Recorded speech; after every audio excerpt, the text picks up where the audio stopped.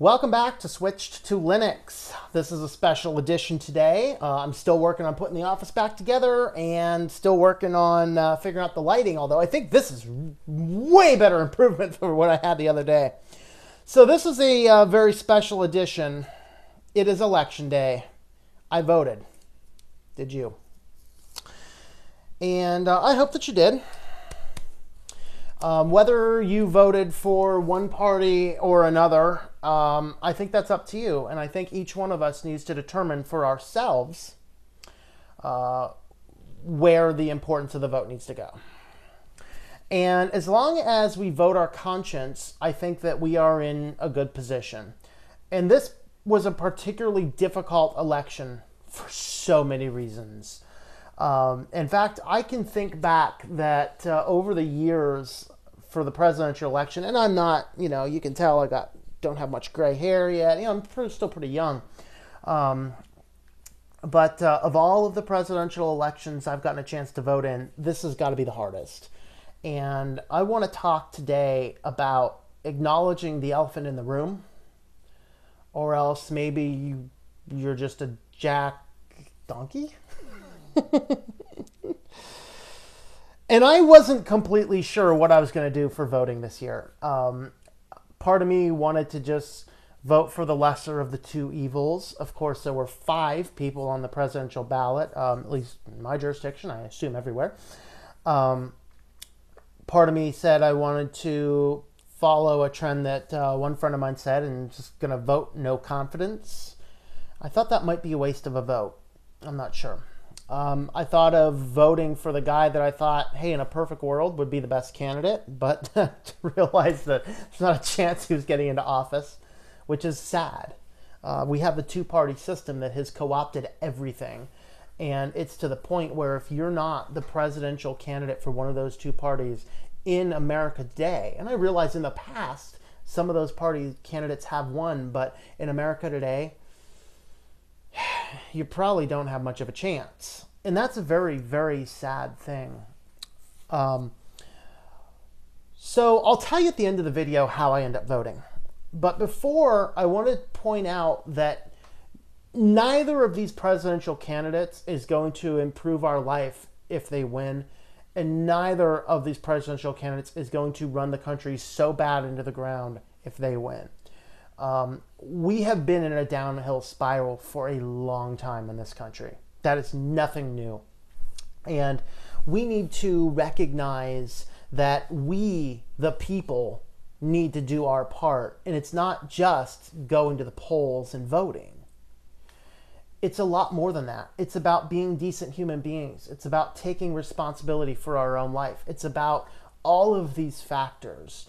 And I'm going to talk today, like I said, this is going to be so totally unusual. I have no idea where it's going to go. I've thought a little bit today about what I wanted to say in this video, but I'm not completely sure which direction it's going. I haven't a clue, but there's a few things I wanted to point out. First, I do not listen to any of the regular media when I'm deciding who to vote for. The big news guys, they either lean way too far one way or way too far another, and I want no part of it. Okay, I have seen in this election, and I thought the last election, I've seen more backbiting and more backstabbing than I've ever seen until this election came. It was just like, it was insane. And that's what made me want to think about doing a vote of no confidence. I'm not sure either of these human beings are qualified to lead this country. And I think a lot of voters feel that way. And so we end up with a system where people aren't necessarily voting for the candidate that they think is the best. They generally tend to be voting for the candidate that they want the other guy not to win. and that's a dangerous place to be in. And I know for me, that's exactly the way I voted last presidential cycle around. Is I was just like, I don't want that person in, so I'm going to vote for that person instead. And that's what I did. I'm not sure if that had the integrity that it should have had. And so with that, I really put a lot of thought into this year. Part of me wanted to vote one direction. Part of me was definitely not going to vote the other direction. There was no part of me that was going to vote for one particular candidate. And maybe actually there was part of me that's not going to vote for 2 or 3 of the particular candidates. But was I going to vote for one guy, or was I going to vote for the other guy, or was I going to vote for no confidence, or was I going to do the joking end and say, let's vote for Oh Sweet Meteor of Death 2016? Bring it. Please, quick. Or was I just going to vote what I think might end up happening either way and just write Satan's name right in the ballot? I don't know. But the night before the elections, traditionally for me, no matter what the election is, presidential, non-presidential, Senate, non-Senate, whatever, I like to spend, I try to pay as little attention. In fact, this is funny. I do not generally run ad blockers, particularly if I'm enjoying free content on Hulu, or I think it's now Yahoo View, or on YouTube.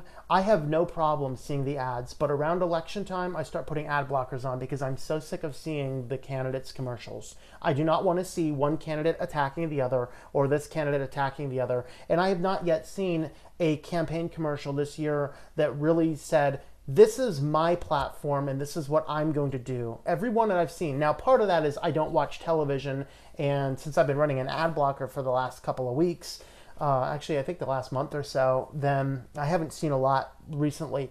But rest assured, I'm actually going to take the ad blockers off tomorrow morning, because I really support an ad-based model as long as it's not super targeted, and I'm okay with that. So I will be taking my ad blockers off tomorrow because hopefully the madness will be gone. All that being said, part of me just wanted to have a look at what was out there. So I got on last night and I spent all last evening reading through all the candidates' websites and seeing what their various issues are. And I got to say, I generally, sorry if you disagree, I generally lean Republican, but it's a lot in that party I want nothing to do with.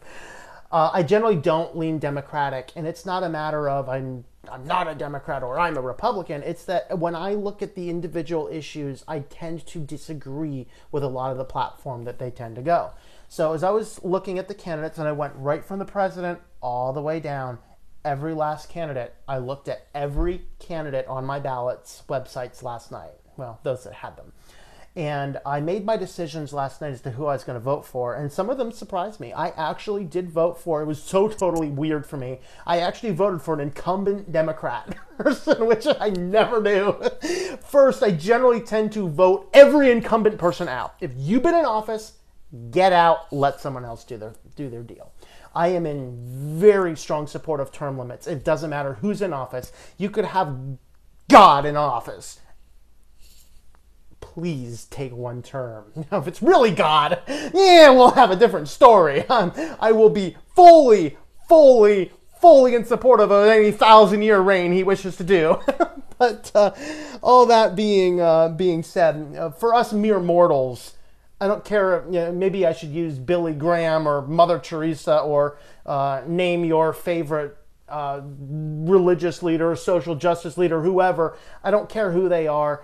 1, maybe 2 terms, and then leave and go do something else. I'm a strong supporter of that. So usually I go down and I vote the incumbents out, is what I do, unless there's a strong stance one way or the other.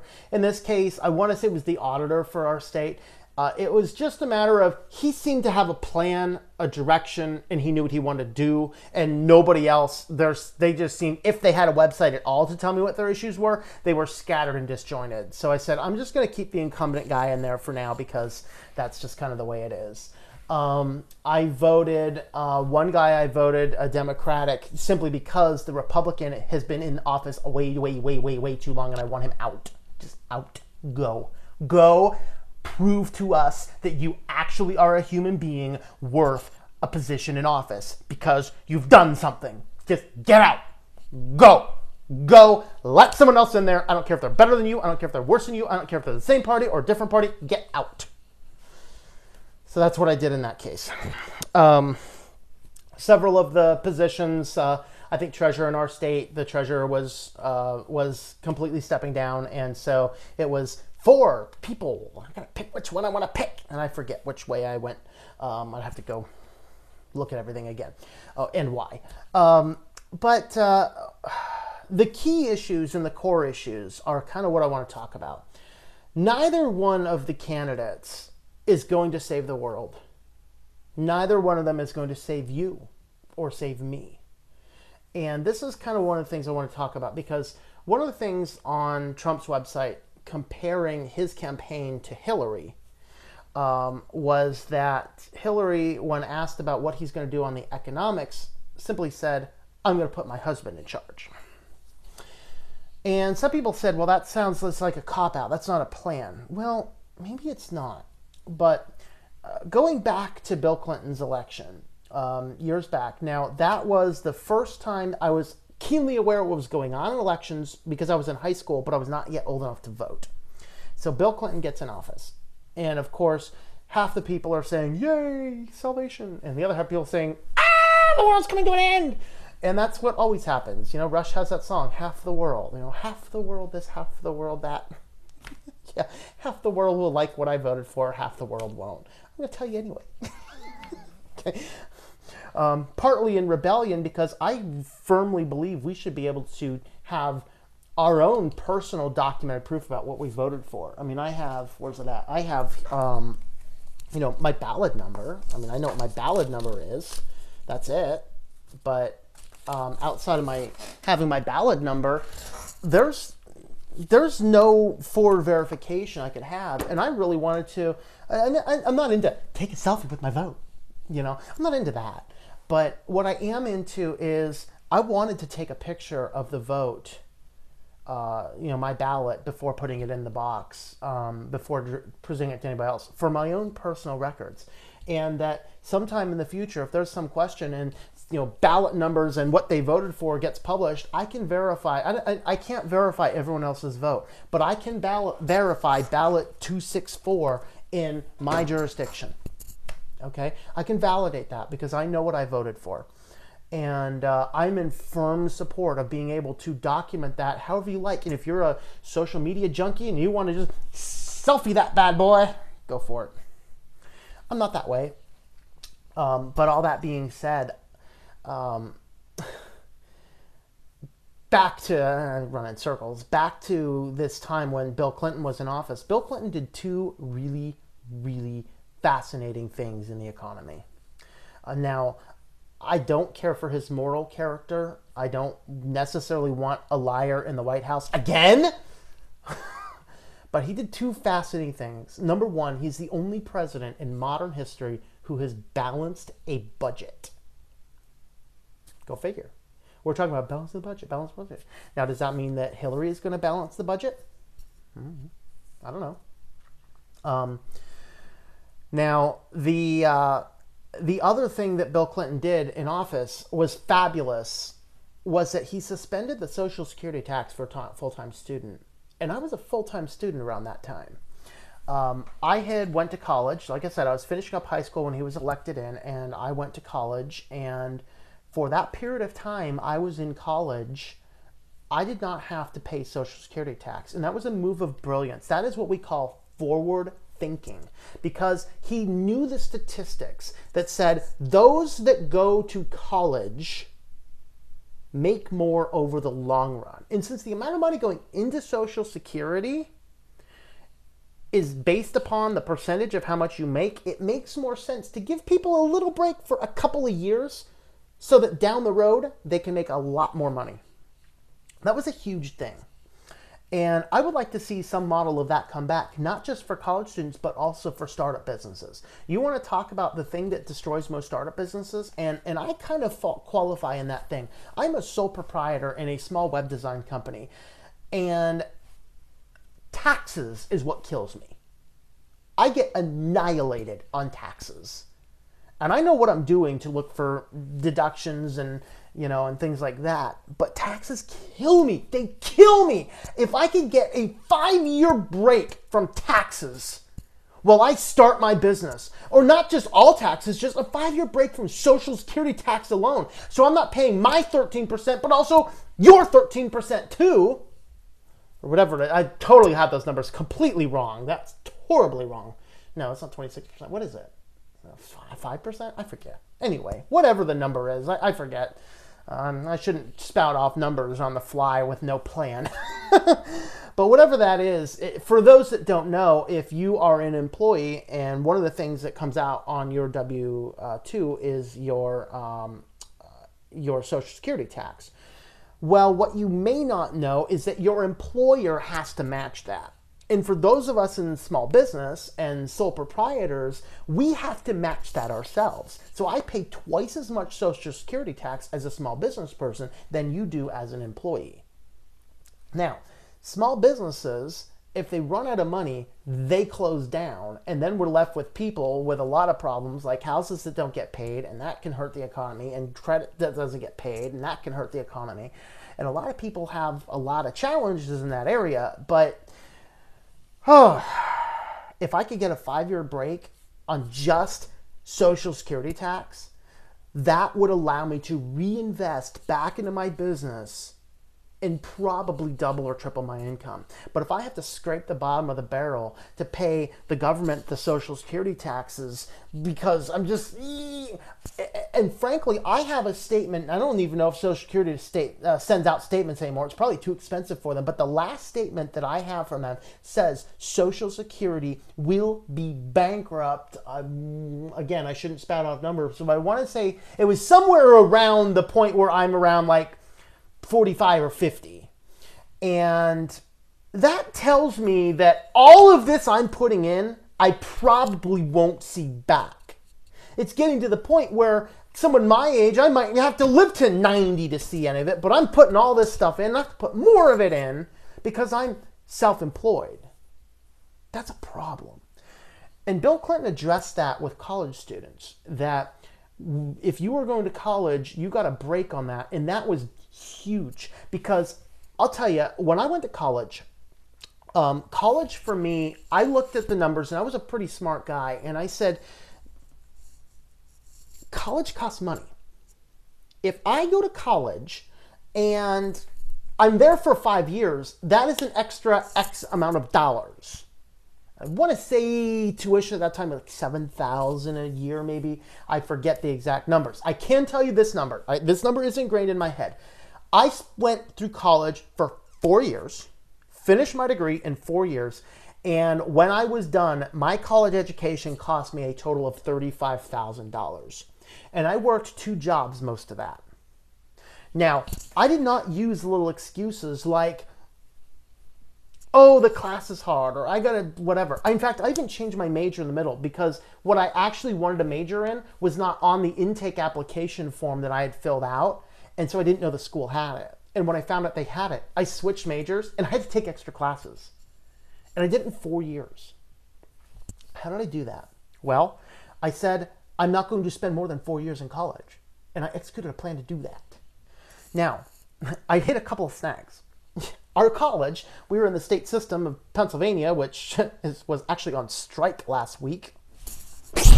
Please stop striking. These students are trying to get out. And they were at risk of going on strike when I was in school too. We went in and told the dean, "You're a nice guy, Mr. Dean. I don't want you teaching my advanced chemistry classes because you're a botanist." Oh boy, yeah, that came from the advice of a friend of mine.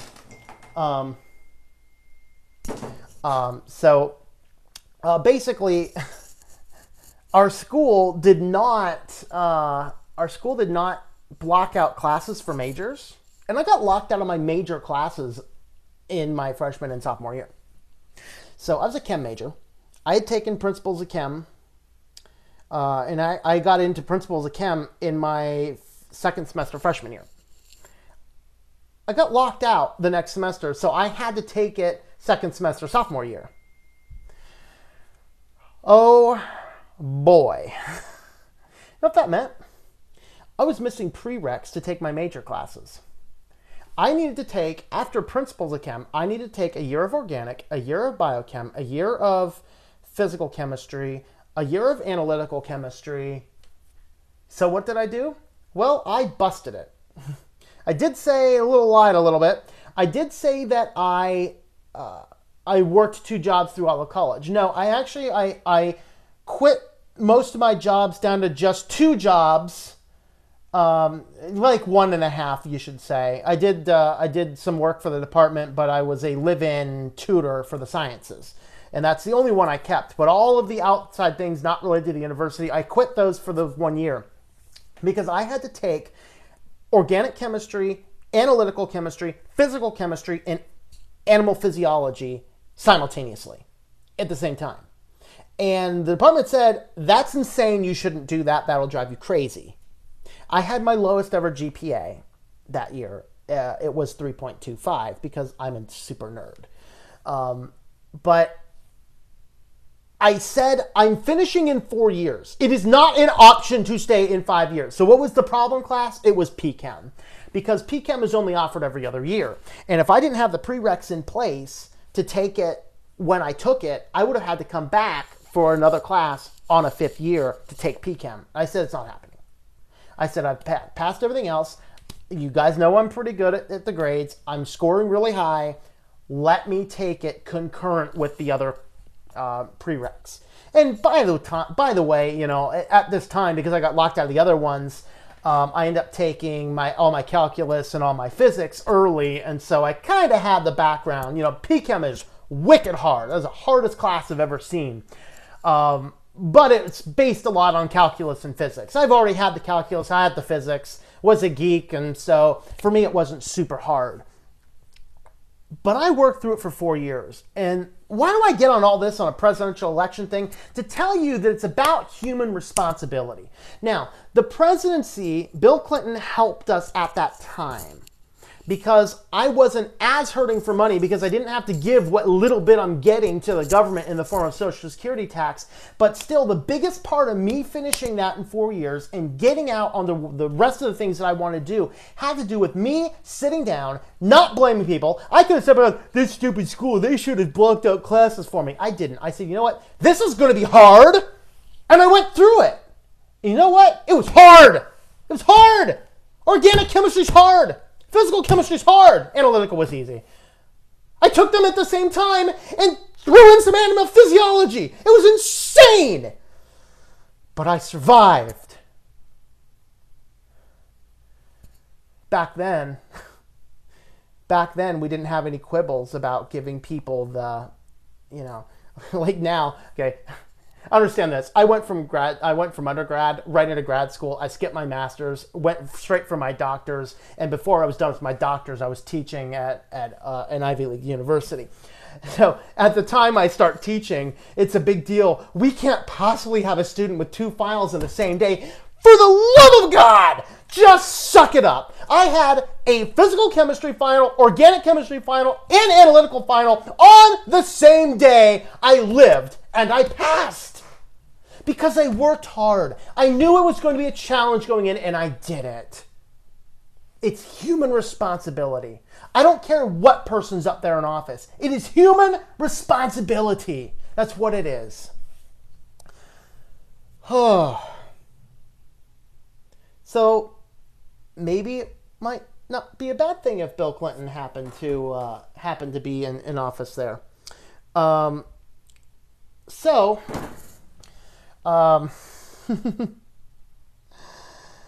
about Trump?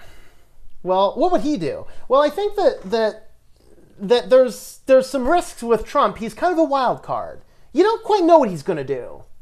He might be the guy like, I'm mad today. Never know. I don't know. So I'll tell you, what did I do? I voted for Trump. And the reason I voted for Trump was that, first, I didn't want my vote to go to waste. The most ideal person, I think, was the Constitution Party guy, which I even forget his name. How sad, didn't even know he was running until I looked at my sample ballot. I said, in a perfect world, I would probably want him to run. And if we lived in a world where the parties came out and they were approximate equal, and we could vote for one of the little guys and reasonably expect him to get in office, that's exactly who I would have voted for. But I knew anybody other than the main two wasn't a place to vote. And so, all that being said, all that being said, I just said, who am I going to vote for? Am I going to vote the vote of no confidence, or am I going to vote for Trump? And the reason I voted for Trump is, first is I liked his tax plan. He wants to get rid of the more complicated tax plan, reduce some degree of taxes, particularly for people in my position. You know, I struggle with taxes. That's the one thing that messes me up more than anything else, is the fact that I don't take government handouts. I don't take food stamps. I don't put myself on the, you know, the tax credit plans or whatever they're doing to help minimize your costs of your health care. I do not want any part of that. But at the same time, I don't want to throw so much into there that I can't pay my basic bills. And I'm at this sweet spot at income where my bills and my taxes are kind of this thing where I can kind of choose at the end of the year, would I like to eat this year, or would I like to pay the IRS? Kind of scary situation. But all that being said, the taxes, I liked his plan on that. I liked his stance on, you know, on firearms. I mean, I'm not going to hinge. I know too many people that hinge their entire candidate on one or two issues. Usually it's firearms and pro-life, the two core issues. I'm not going to hinge my entire election and choice on that, but it certainly is a sway in one direction or the other. Now, I'm not like a huge, you know, everybody has to have a gun. One city in Utah tried that once. It was kind of fascinating. No crime. But I'll tell you, don't break into my house and not be here, because Pennsylvania's got castle doctrine and I got guns. Right? Now, not a lot. I mean, I'm not a huge gun enthusiast. I don't hunt, but you know, but I agree that I should be protect myself, and I also agree that the greatest defense that we have against a tyrannous government is a well-armed private militia, is what one of our founding fathers actually had said somewhere to that general effect. The pro-life issue is certainly good. I am a Christian, and in that manner, I happen to believe that we should not just be going out and killing a person that's growing inside of us, particularly if that happened because of our own fun and pleasure. You know, this is not a difficult thing to figure out. Well, I've got all sorts of communications today.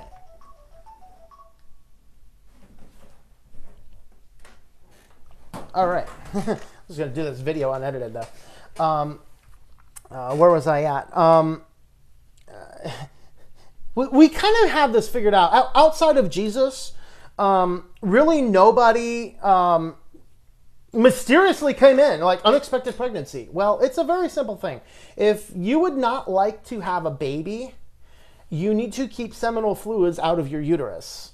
Now, I mean, there's circumstances and situations that make things difficult. You know, how do we handle things like rape? How do we handle, a few other odds and ends, weird tiny things? But for the most part, the people who want to sit back and say, it's my body, I should have a choice as to if I abort this baby in my body or not, usually they're not people that are engaging in that for, you know, they're not people that are going about life and suddenly, whoa, something happened.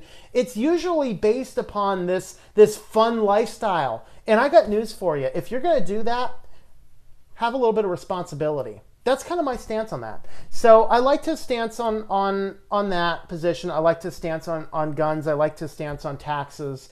And I thought that voting for anybody else might actually simply be a waste of a vote. So that's why I voted the way I voted. I hope you voted. Let me know who you voted for and why if you want to. But otherwise, you know, just get out there and vote if you haven't done so already. And probably by the time people see this, elections have already passed. But at the same time, this is an important election, and we need to keep that in mind. So this has been Tom, and I hope that you enjoy switching to Linux.